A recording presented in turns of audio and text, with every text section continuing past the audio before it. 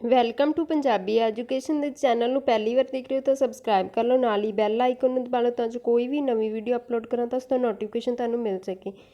ਤੇ ਅਸੀਂ ਕਰਾਂਗੇ ਅੱਜ ਪੰਜਾਬੀ ਵਿਆਕਰਨ ਨਾਲ ਸੰਬੰਧਿਤ MCQ। ਸਾਡਾ ਅੱਜ ਦਾ ਪਹਿਲਾ ਪ੍ਰਸ਼ਨ ਹੈ, ਗੁਰਮੁਖੀ ਲਿਪੀ ਦੇ ਵਿੱਚ ਕਿੰਨੀਆਂ ਲਗਾਂ ਹੁੰਦੀਆਂ ਨੇ? 4, 6, 10 ਜਾਂ 7। ਤਾਂ ਗੁਰਮੁਖੀ ਲਿਪੀ ਦੇ ਵਿੱਚ ਕਿੰਨੀਆਂ ਲਗਾਂ? 10 ਲਗਾਂ ਨੇ। ਤੇ ਇਹ 3 ਸਵਰ ਵਾਹਕ ਆ, ਊੜਾ, ਐੜਾ ਤੇ ਈੜੀ। ਇਹਨਾਂ ਤਿੰਨਾਂ ਦੇ ਨਾਲ ਇਹ ਜਿਹੜੀਆਂ 10 ਲਗਾਂ ਲੱਗ ਕੇ ਕੀ ਆ, 10 ਸਵਰ ਧੁਨੀਆਂ ਬਣ ਜਾਂਦੀਆਂ। ਅੱਗੇ ਹੈ ਐੜਾ ਦੇ ਨਾਲ ਕਿੰਨੀਆਂ ਲਗਾਂ ਲੱਗਦੀਆਂ ਨੇ? 3, 4, 2 ਜਾਂ 5। ਤਾਂ ਜਿਹੜਾ ਐੜਾ ਹੈ ਇਹਦੇ ਨਾਲ 4 ਲਗਾਂ ਲੱਗਦੀਆਂ ਨੇ। ਕਿਹੜੀਆਂ ਕਿਹੜੀਆਂ 4 ਲਗਾਂ ਨੇ? ਇੱਕ ਤਾਂ ਐੜਾ ਮੁਕਤਾ ਹੋ ਗਿਆ, ਫਿਰ ਐੜੇ ਕਨੌੜਾ, ਉਸ ਤੋਂ ਬਾਅਦ ਐੜੇ ਦੁਲਾਵਾਂ ਤੇ ਐੜੇ ਕੰਨਾ। ਇਹ 4 ਲਗਾਂ ਕੀ ਆ, ਐੜੇ ਦੇ ਨਾਲ ਲੱਗਦੀਆਂ। ਅਗਲਾ ਪ੍ਰਸ਼ਨ ਹੈ, ਈੜੀ ਦੇ ਨਾਲ ਕਿੰਨੀਆਂ ਲਗਾਂ ਲੱਗਦੀਆਂ ਨੇ?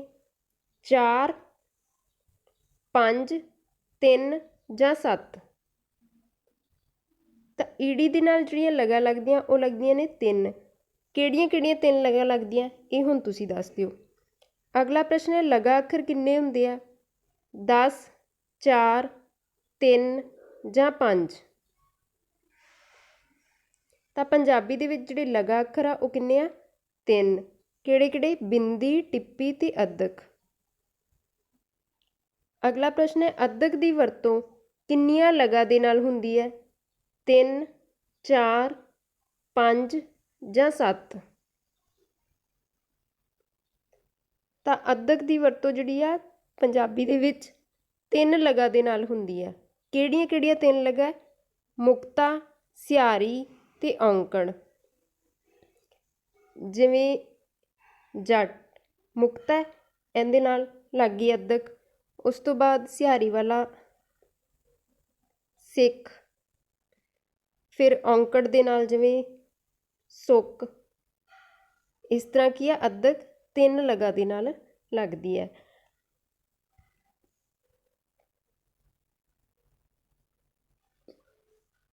ਅੱਗੇ ਹੈ, ਗੁਰਮੁਖੀ ਲਿਪੀ ਦੇ ਪਹਿਲਾਂ ਕਿੰਨੇ ਅੱਖਰ ਸਨ? 38, 35, 41 ਜਾਂ 39। ਗੁਰਮੁਖੀ ਲਿਪੀ ਦੇ ਵਿੱਚ ਜਿਹੜੇ ਪਹਿਲਾਂ ਕਿੰਨੇ ਅੱਖਰ ਸੀ? 35। ਅੱਗੇ ਹੈ, ਵਿਅੰਜਨਾਂ ਦੀ ਗਿਣਤੀ ਕਿੰਨੀ ਹੈ? 38, ਇੱਥੇ 29 ਹੋਊਗਾ, 29, 32 ਜਾਂ 40। ਪੰਜਾਬੀ ਦੇ ਵਿੱਚ ਜਿਹੜੇ ਵਿਅੰਜਨ ਆ ਉਹ ਕਿੰਨੇ ਆ? 29। ਇੱਥੇ 39 ਆ, 29 ਕਰ ਲਓ।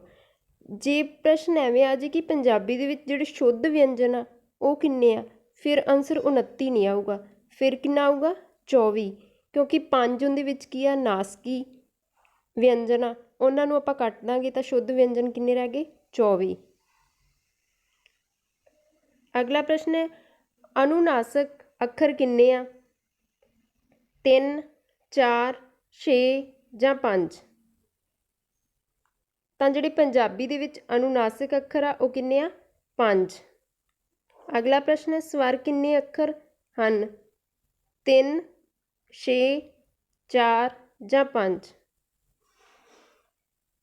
ਪੰਜਾਬੀ ਦੇ ਵਿੱਚ ਜਿਹੜੇ ਸਵਰ ਵਾਹਕ ਆ ਉਹ ਕਿੰਨੇ ਅੱਖਰ ਆ? 3। ਊੜਾ, ਐੜਾ ਤੇ ਈੜੀ। ਗੁਰਮੁਖੀ ਵਰਣਮਾਲਾ ਦੇ ਕੁੱਲ ਕਿੰਨੇ ਅੱਖਰ ਹਨ?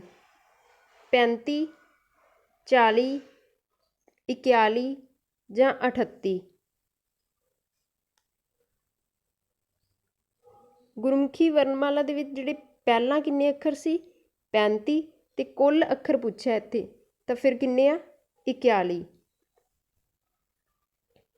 ਪੰਜਾਬੀ ਭਾਸ਼ਾ ਨੂੰ ਲਿਖਤੀ ਰੂਪ ਦੇਣ ਦੇ ਲਈ ਕਿਹਨਾਂ ਦੀ ਵਰਤੋਂ ਕੀਤੀ ਜਾਂਦੀ ਹੈ? ਲਗਾਂ ਦੀ, ਅੱਖਰਾਂ ਦੀ, ਲਗਾ ਅੱਖਰਾਂ ਦੀ ਜਾਂ ਸ਼ਬਦਾਂ ਦੀ। ਤਾਂ ਜਦੋਂ ਭਾਸ਼ਾ ਨੂੰ ਆਪਾਂ ਲਿਖਤੀ ਰੂਪ ਦਿੰਦੇ ਆ ਤਾਂ ਉਹ ਜਿਹੜੀਆਂ ਧੁਨੀਆਂ ਉਹਨਾਂ ਦੇ ਨਾਲ ਕੀ ਆ? ਲਗਾ ਲਗਾ ਕੇ ਉਹਨਾਂ ਨੂੰ ਲਿਖਤੀ ਰੂਪ ਦੇ ਵਿੱਚ ਲਿਖਦੇ ਆ। ਅਗਲਾ ਪ੍ਰਸ਼ਨ ਹੈ ਪੰਜਾਬੀ ਭਾਸ਼ਾ ਦੀ ਲਿਪੀ ਦਾ ਨਾਂ ਕੀ ਹੈ? ਦੇਵਨਾਗਰੀ, ਰੋਮਨ ਲਿਪੀ, ਗੁਰਮੁਖੀ ਲਿਪੀ ਜਾਂ ਹਿੰਦੀ ਲਿਪੀ? ਤਾਂ ਜਿਹੜੀ ਪੰਜਾਬੀ ਭਾਸ਼ਾ ਦੀ ਲਿਪੀ ਆ ਉਹ ਹੈ ਗੁਰਮੁਖੀ। ਕਿੰਨੇ ਅੱਖਰਾਂ ਦੇ ਪੈਰ ਬਿੰਦੀ ਲਾਈ ਜਾਂਦੀ ਹੈ? 5, 6, 4 ਜਾਂ 3?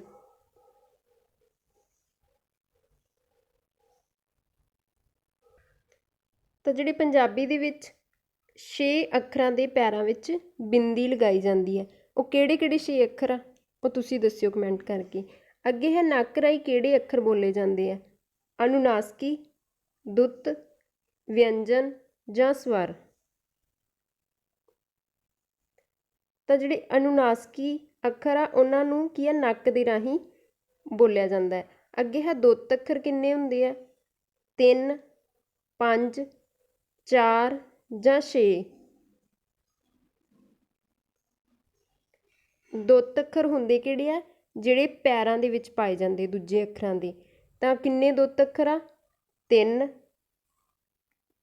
ਜਿਵੇਂ ਹਾਹਾ, ਰਾਰਾ ਤੇ ਵਊਆ, ਇਹ 3 ਕੀ ਆ? ਦੁੱਤ ਅੱਖਰ। ਅਗਲਾ ਪ੍ਰਸ਼ਨ ਹੈ ਹੇਠ ਲਿਖਿਆਂ ਵਿੱਚ ਕਿਹੜੀ ਅਨੁਨਾਸਕੀ ਅੱਖਰ ਹੈ? ঙ, ਨੰਨਾ, ਮੰਮਾ ਜਾਂ ਹਾਹਾ? ਇੱਥੇ ਐ ਨਹੀਂ ਆਊਗਾ ਅਨੁਨਾਸਕੀ ਅੱਖਰ ਨਹੀਂ ਹੈ। ਤਾਂ ਜੇ ਨਹੀਂ ਹੈ ਕਿਹੜਾ ਹੈ? ਹਾਹਾ ਅਨੁਨਾਸਕੀ ਅੱਖਰ ਨਹੀਂ ਹੈ, ਬਾਕੀ ਆ ਤਿੰਨੋਂ ਕੀ ਆ? ਅਨੁਨਾਸਕੀ ਆ। ਅਗਲਾ ਪ੍ਰਸ਼ਨ ਹੈ ਹਿੰਦੀ ਭਾਸ਼ਾ ਦੀ ਲਿਪੀ ਦਾ ਨਾਂ ਕੀ ਹੈ? ਗੁਰਮੁਖੀ, ਰੋਮਨ, ਅੰਗਰੇਜ਼ੀ ਜਾਂ ਦੇਵਨਾਗਰੀ? ਗੁਰਮੁਖੀ ਤਾਂ ਪੰਜਾਬੀ ਦੀ ਹੋ ਗਈ, ਤਾਂ ਹਿੰਦੀ ਦੀ ਕਿਹੜੀ ਆ? ਦੇਵਨਾਗਰੀ। ਅੱਖਰ ਕਿੰਨੀ ਪ੍ਰਕਾਰ ਦੇ ਹੁੰਦੇ ਆ? 4, 2, 5 ਜਾਂ 3? ਤਾਂ ਜਿਹੜੇ ਅੱਖਰ ਆ ਉਹ 2 ਪ੍ਰਕਾਰ ਦੇ ਹੁੰਦੇ ਆ। ਅੱਗੇ ਹੈ ਗੁਰਮੁਖੀ ਲਿਪੀ ਦਾ ਰੂਪ ਕਿਹਨਾਂ ਨੂੰ ਮਿਲਾ ਕੇ ਬਣਦਾ ਹੈ? ਵਰਨਾ, ਲਗਾ, ਲਗਾ ਅੱਖਰ ਜਾਂ ਸਾਰੇ ਹੀ? ਤਾਂ ਗੁਰਮੁਖੀ ਲਿਪੀ ਨੂੰ ਦਾ ਜਿਹੜਾ ਰੂਪ ਆ ਉਹ ਇਹਨਾਂ ਸਾਰਿਆਂ ਨੂੰ ਹੀ ਮਿਲਾ ਕੇ ਬਣਦਾ ਹੈ। ਅੱਗੇ ਹੈ ਵਰਨਮਾਲਾ ਨੂੰ ਕਿੰਨੇ ਵਰਗਾਂ ਵਿੱਚ ਵੰਡਿਆ ਜਾਂਦਾ ਹੈ? 8, 7, 9 ਜਾਂ 5? ਇਹ ਪ੍ਰਸ਼ਨ ਆਪਾਂ ਪਹਿਲਾਂ ਵੀ ਕੀਤਾ ਹੋਇਆ। ਵਰਨਮਾਲਾ ਨੂੰ 8 ਵਰਗਾਂ ਦੇ ਵਿੱਚ ਵੰਡਿਆ ਜਾਂਦਾ ਹੈ। ਕਿਹੜੇ ਕਿਹੜੇ 8 ਵਰਗ ਆ ਉਹ ਤੁਸੀਂ ਦੱਸ ਦਿਓ ਹੁਣ। ਵਰਨਮਾਲਾ ਦੇ ਨਵੀਨ ਵਰਗ ਵਿੱਚ ਕਿੰਨੇ ਵਰਨ ਜਾਂ ਅੱਖਰ ਹੁੰਦੇ ਆ? 6, 8, 5 ਜਾਂ 4? ਤੇ ਜਿਹੜੀ ਵਰਨਮਾਲਾ ਦੇ ਵਿੱਚ ਬਿੰਦੀ ਲਗਾ ਕੇ 6 ਅੱਖਰ ਹੋਰ ਸ਼ਾਮਿਲ ਕੀਤੇ ਗਏ ਆ ਉਹ ਨਵੀਨ ਵਰਗ ਆ। ਨਵੀਨ ਵਰਗ ਦੇ ਵਿੱਚ ਕਿੰਨੇ ਅੱਖਰ ਆ? 6। ਅੱਗੇ ਹੈ ਵਿਅੰਜਨ ਕਿੰਨੀ ਪ੍ਰਕਾਰ ਦੇ ਹੁੰਦੇ ਆ? 3, 2, 5 ਜਾਂ 4? ਤਾਂ ਜਿਹੜੇ ਪੰਜਾਬੀ ਦੇ ਵਿੱਚ ਵਿਅੰਜਨ ਆ ਉਹ 2 ਤਰ੍ਹਾਂ ਦੇ ਆ। ਕਿਹੜੇ ਕਿਹੜੇ? ਮੌਖਿਕ ਵਿਅੰਜਨ ਤੇ ਅਨੁਨਾਸਕੀ ਵਿਅੰਜਨ। ਅੱਗੇ ਹੈ ਐੜਾ ਦੇ ਨਾਲ ਕਿੰਨੀਆਂ ਲਗਾਂ ਲੱਗਦੀਆਂ ਨੇ? ਇਹ ਪਹਿਲਾਂ ਵੀ ਆਇਆ। ਐੜਾ ਦੇ ਨਾਲ ਕਿੰਨੀਆਂ ਲਗਾਂ ਲੱਗਦੀਆਂ? 4। ਅੱਗੇ ਹੈ ਬਿੰਦੀ ਦੀ ਵਰਤੋਂ ਨਾਲ ਕਿੰਨੀਆਂ ਲਗਾਂ ਲੱਗਦੀਆਂ ਹਨ? 8, 5, 6 ਜਾਂ 3? ਤਾਂ ਜਿਹੜੀ ਬਿੰਦੀ ਆ, ਬਿੰਦੀ ਦੀ ਵਰਤੋਂ ਜਿਹੜੀ ਆ 6 ਲਗਾਂ ਦੇ ਨਾਲ ਹੁੰਦੀ ਆ। ਕਿਹੜੀਆਂ ਕਿਹੜੀਆਂ 6 ਲਗਾਂ ਨੇ? ਇੱਕ ਤਾਂ ਕੰਨਾ ਹੋ ਗਿਆ, ਬਿਹਾਰੀ, ਲਾਂ, ਦੁਲਾਂ, ਹੋੜਾ ਤੇ ਕਨੌੜਾ। ਇਹਨਾਂ 6 ਦੇ ਨਾਲ ਕੀ ਆ? ਬਿੰਦੀ ਦੀ ਵਰਤੋਂ ਹੁੰਦੀ ਹੈ। ਅੱਗੇ ਹੈ ਟਿੱਪੀ ਦੇ ਨਾਲ ਕਿੰਨੀਆਂ ਲਗਾਂ ਲੱਗਦੀਆਂ ਨੇ? ਨਹੀਂ, ਟਿੱਪੀ ਕਿੰਨਾ ਲਗਾਂ ਦੇ ਨਾਲ ਲੱਗਦੀ ਹੈ? ਮੁਕਤਾ, ਸਿਆਰੀ, ਔਂਕੜ ਜਾਂ ਇਹ ਸਾਰੇ ਹੀ? ਤਾਂ ਜਿਹੜੀ ਟਿੱਪੀ ਆ ਉਹ ਇਹਨਾਂ ਸਾਰਿਆਂ ਦੇ ਨਾਲ ਹੀ ਲੱਗਦੀ ਆ। ਮੁਕਤਾ ਦੇ ਨਾਲ ਵੀ ਟਿੱਪੀ ਲੱਗਦੀ ਹੈ, ਸਿਆਰੀ ਨਾਲ ਵੀ ਤੇ ਔਂਕੜ ਨਾਲ ਵੀ। ਇਸ ਤੋਂ ਇਲਾਵਾ ਟਿੱਪੀ ਦੀ ਵਰਤੋਂ ਇੱਕ ਹੋਰ ਲੱਗ ਦੇ ਨਾਲ ਲੱਗਦੀ ਹੈ। ਉਹ ਕਿਹੜੀ ਲੱਗ ਆ ਉਹ ਤੁਸੀਂ ਦੱਸ ਦਿਓ ਹੁਣ। ਅੱਧਕ ਨਾਲ ਲਗਾ ਲੱਗਦੀਆਂ ਹਨ। ਮੁਕਤਾ, ਸਿਆਰੀ, ਔਂਕੜ ਜਾਂ ਇਹ ਸਾਰੇ ਹੀ। ਤਾਂ ਅੱਧਕ ਜਿਹੜੀ ਹੈ ਮੁਕਤਾ, ਸਿਆਰੀ, ਔਂਕੜ ਇਹਨਾਂ ਸਾਰਿਆਂ ਦੇ ਨਾਲ ਹੀ ਲੱਗਦੀ ਹੈ। ਅੱਗੇ ਹੈ ਕਿਸ ਅੱਖਰ ਉੱਤੇ ਟਿੱਪੀ ਦੀ ਵਰਤੋਂ ਨਹੀਂ ਕੀਤੀ ਜਾਂਦੀ, ਨਹੀਂ ਕੀਤੀ ਗਈ? ਸੱਤ, ਸੰਤ, ਖੰਡ ਤੇ ਹੰਸ। ਟਿੱਪੀ ਦਾ ਨਿਸ਼ਾਨ ਕੀ ਆ ਤੇ ਕਿਹੜੇ ਅੱਖਰ ਦੇ ਨਾਲ ਟਿੱਪੀ ਨਹੀਂ ਲੱਗੀ? ਸੱਤ ਦੇ ਨਾਲ। ਦੁੱਤ ਅੱਖਰ ਕਿਹੜੇ ਆ? ਹਾਹਾ, ਰਾਰਾ, ਵਊਆ ਜਾਂ ਉਪਰੋਕਤ ਸਾਰੇ। ਤਾਂ ਇਹ ਤਿੰਨੋਂ ਹੀ ਕੀ ਆ? ਦੁੱਤ ਅੱਖਰ ਆ। ਦੁੱਤ ਅੱਖਰ ਕਿਹੜੇ ਹੁੰਦੇ ਆ? ਜਿਨ੍ਹਾਂ ਦਾ ਉਚਾਰਨ ਰੋਕ ਕੇ, ਲਮਕਾ ਕੇ ਕੀਤਾ ਜਾਂਦਾ ਹੈ। ਅਗਲਾ ਪ੍ਰਸ਼ਨ ਹੈ, ਸੱਸੇ ਤੋਂ ਡਾੜੇ ਤੱਕ ਅੱਖਰਾਂ ਨੂੰ ਕੀ ਕਿਹਾ ਜਾਂਦਾ ਹੈ? ਸਵਰ, ਵਿਅੰਜਨ, ਦੁੱਤ ਅੱਖਰ ਜਾਂ ਅਨੁਨਾਸਕੀ। ਤਾਂ ਜਿਹੜੀ ਸੱਸੇ ਤੋਂ ਡਾੜਾ ਤੱਕ ਅੱਖਰ ਆ ਉਹ ਕੀ ਆ? ਵਿਅੰਜਨ ਆ। ਅਗਲਾ ਪ੍ਰਸ਼ਨ ਹੈ, ਜਿਸ ਕਿਰਿਆ ਦੁਆਰਾ ਸਮੇਂ ਦਾ ਪਤਾ ਲੱਗਦਾ ਹੈ ਕੀ ਅਖਵਾਉਂਦਾ ਹੈ? ਵਚਨ, ਲਿੰਗ, ਕਾਲ ਜਾਂ ਕਾਰਕ। ਤਾਂ ਜਿਸ ਤੋਂ ਸਾਨੂੰ ਸਮੇਂ ਦਾ ਪਤਾ ਲੱਗਦਾ ਹੈ ਉਸ ਨੂੰ ਕੀ ਕਹਿੰਦੇ ਆ? ਕਾਲ। ਤੇ ਕਾਲ ਦੀਆਂ ਕਿੰਨੀਆਂ ਕਿਸਮਾਂ ਹੁੰਦੀਆਂ ਨੇ? 4, 5, 2 ਜਾਂ 3। ਤਾਂ ਕਾਲ ਦੀਆਂ ਜਿਹੜੀਆਂ ਕਿਸਮਾਂ ਉਹ ਹੈ 3। ਕਿਹੜੀਆਂ ਕਿਹੜੀਆਂ? ਵਰਤਮਾਨ ਕਾਲ, ਭੂਤਕਾਲ ਤੇ ਭਵਿੱਖ ਕਾਲ। ਅੱਗੇ ਹੈ, ਕਿਰਿਆ ਦੇ ਜਿਸ ਰੂਪ ਤੋਂ ਪਤਾ ਲੱਗਦਾ ਹੈ ਕਿ ਕੰਮ ਹੋ ਰਿਹਾ ਹੈ ਉਹ ਕੀ ਅਖਵਾਉਂਦਾ ਹੈ? ਮਤਲਬ ਜੋ ਹੁਣ ਹੋ ਰਿਹਾ ਹੈ ਉਹ ਕੀ ਹੈ? ਵਰਤਮਾਨ ਕਾਲ। ਤੇ ਅਗਲਾ ਪ੍ਰਸ਼ਨ ਹੈ, ਜਦੋਂ ਕਿਰਿਆ ਦਾ ਪਤਾ ਲੱਗੇ ਕਿ ਕੰਮ ਹੋ ਚੁੱਕਾ ਹੈ ਤਾਂ ਉਹ ਕਿਹੜਾ ਕਾਲ ਆ? ਭੂਤਕਾਲ, ਵਰਤਮਾਨ ਕਾਲ, ਭਵਿੱਖ ਕਾਲ ਜਾਂ ਪੂਰਨ ਚਾਲੂ ਭਵਿੱਖ ਕਾਲ। ਤਾਂ ਜਦੋਂ ਪਤਾ ਲੱਗੇ ਕਿ ਕੰਮ ਹੋ ਗਿਆ ਹੈ ਉਹ ਫਿਰ ਕੀ ਆ? ਭੂਤਕਾਲ। ਭੂਤਕਾਲ ਚੁਣੋ। ਇਹਨਾਂ ਦੇ ਵਿੱਚੋਂ ਭੂਤਕਾਲ ਕਿਹੜਾ ਹੈ? ਸੀ, ਸਨ, ਸਾ, ਹੈ, ਹਨ, ਹਾਂ ਜਾਂ ਗਾ, ਗੇ, ਗੀ, ਦਾ, ਦੇ, ਦੀ। ਇਹਨਾਂ ਦੇ ਵਿੱਚੋਂ ਜਿਹੜਾ ਭੂਤਕਾਲ ਉਹ ਕਿਹੜਾ ਹੈ? ਸੀ, ਸਨ ਤੇ ਸਾ। ਅਗਲਾ ਪ੍ਰਸ਼ਨ ਹੈ, ਭਵਿੱਖ ਕਾਲ ਚੁਣੋ। ਸੀ, ਸਨ, ਸਾ ਜਾਂ ਹੈ, ਹਨ, ਹਾਂ। ਅੱਗੇ ਗਾ, ਗੇ, ਗੀ ਜਾਂ ਨੂੰ, ਨੇ ਤੇ ਨਾਲ।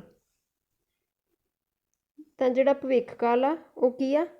ਗਾ, ਗੇ ਤੇ ਗੀ। ਤੇ ਵਰਤਮਾਨ ਕਾਲ ਕਿਹੜਾ ਹੈ ਇਹਨਾਂ ਦੇ ਵਿੱਚ? ਤਾਂ ਊੜਾ। ਹੈ, ਹਨ ਤੇ ਹਾਂ ਇਹ ਕੀ ਆ? ਵਰਤਮਾਨ ਕਾਲ।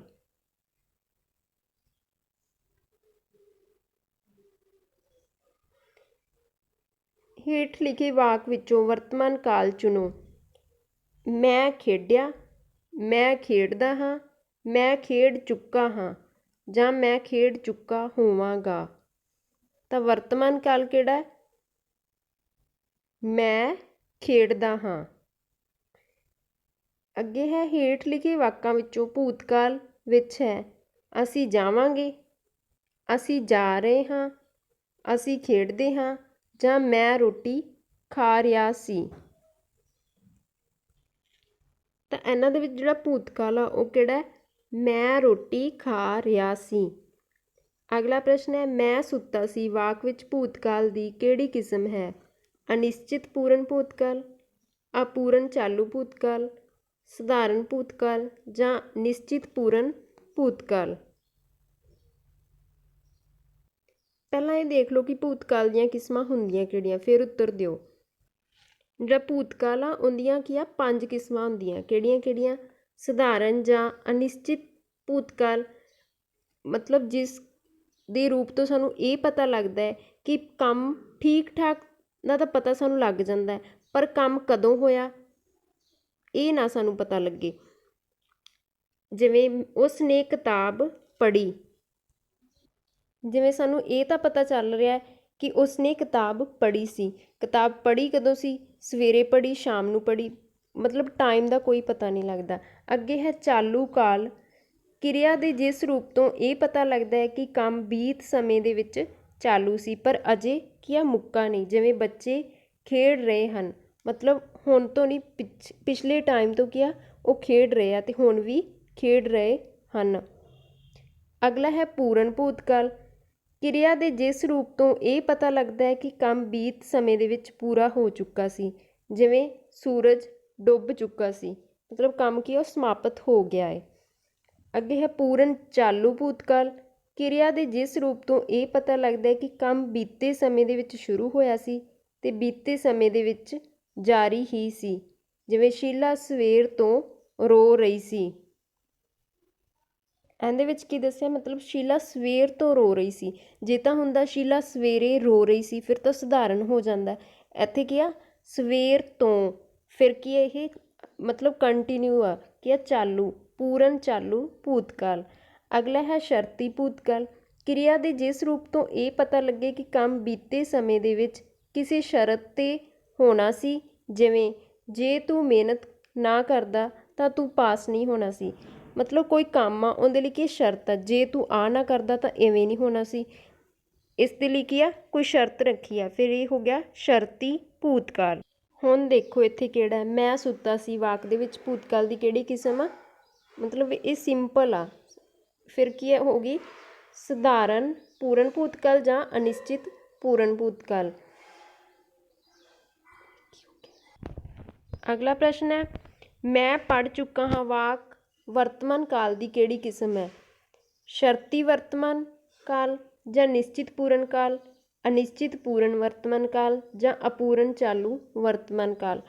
ਇਹ ਵੀ ਸੇਮ ਹੀ ਆ, ਕਿਸੇ ਭੂਤਕਾਲ ਤੇ ਇਹ ਭਵਿੱਖ ਕਾਲ ਆ। ਹੁਣ ਦੇਖੋ ਇਹ ਕਿਹੜੀ ਕਿਸਮ ਆ, ਮੈਂ ਪੜ੍ਹ ਚੁੱਕਾ ਹਾਂ, ਇਹ ਕੀ ਆ ਮਤਲਬ ਕੰਮ ਹੋ ਗਿਆ, ਨਿਸ਼ਚਿਤ ਪੂਰਨ ਕਾਲ। ਅੱਗੇ ਹੈ ਕਦੇ ਕਿਸੇ ਨਾਲ ਧੋਖਾ ਨਾ ਕਰੋ, ਵਰਤਮਾਨ ਦੀ ਕਿਹੜੀ ਕਿਸਮ ਹੈ। ਸਧਾਰਨ, ਸ਼ਰਤੀ, ਪੂਰਨ ਚਾਲੂ ਜਾਂ ਹੁਕਮੀ।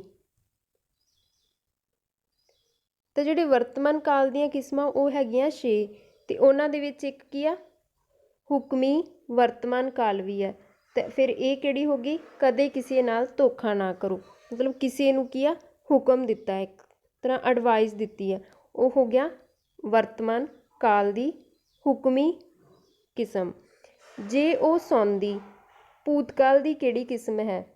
ਸ਼ਰਤੀ, ਹੁਕਮੀ, ਪੂਰਨ, ਅਨਿਸ਼ਚਿਤ ਪੂਰਨ ਜਾਂ ਅਪੂਰਨ ਚਾਲੂ।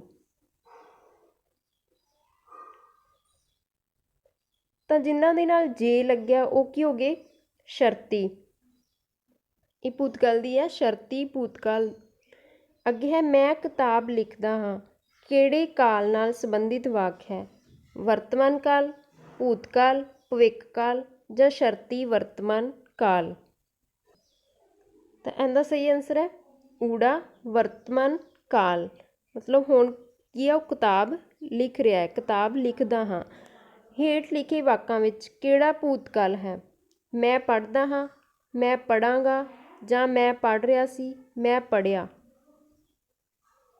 ਤਾਂ ਵਰਤਮਾਨ ਮਤਲਬ ਭੂਤਕਾਲ ਪੁੱਛਿਆ, ਤਾਂ ਭੂਤਕਾਲ ਕਿਹੜਾ ਹੈ, ਮੈਂ ਪੜ੍ਹ ਰਿਹਾ ਸੀ। ਅੱਗੇ ਸਵੇਰ ਤੋਂ ਬੂੰਦਾਬਾਂਦੀ ਹੋ ਰਹੀ ਹੈ, ਵਰਤਮਾਨ ਕਾਲ ਦੀ ਕਿਹੜੀ ਕਿਸਮ ਹੈ। ਚਾਲੂ ਵਰਤਮਾਨ, ਪੂਰਨ ਚਾਲੂ, ਹੁਕਮੀ ਵਰਤਮਾਨ ਜਾਂ ਸ਼ਰਤੀ। ਇਹਦੇ ਵਿੱਚ ਕੀ ਦੱਸਿਆ, ਮਤਲਬ ਬੂੰਦਾਬਾਂਦੀ ਹੋ ਰਹੀ ਹੈ, ਬੰਦ ਨਹੀਂ ਹੋਈ, ਉਹ ਕੀ ਹੈ ਚਾਲੂ, ਇਹ ਹੋ ਗਿਆ ਚਾਲੂ ਵਰਤਮਾਨ ਕਾਲ। ਇਹ ਸਨ ਸਾਡੇ ਅੱਜ ਦੇ ਪ੍ਰਸ਼ਨ। ਜੇ ਵੀਡੀਓ ਚੰਗੀ ਲੱਗੀ ਤਾਂ ਲਾਈਕ ਕਰਨਾ, ਕਮੈਂਟ ਕਰਨਾ, ਨਾਲ ਹੀ ਆਪਣੇ ਫਰੈਂਡਸ ਦੇ ਨਾਲ ਸ਼ੇਅਰ ਕਰਨਾ। Thank you.